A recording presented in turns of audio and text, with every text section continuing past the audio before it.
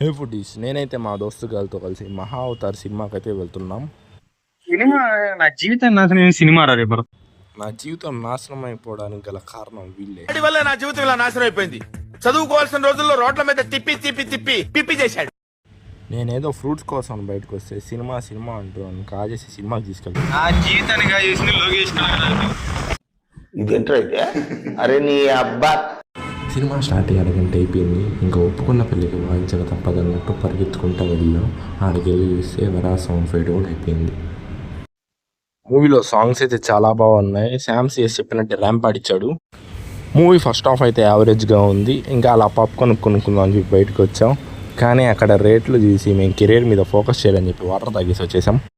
ఇంకా second half విషయానికి వస్తే ప్రీ క్లైమాక్స్ అండ్ క్లైమాక్స్ చాలా బాగుంది. ఎస్పెషల్లీ నరసింహస్వామి అవతారం రాగానే గూస్ పింపుల్స్ వచ్చాయి. ఖచ్చితంగా హాలో చూడాల్సిన సినిమా ఇది.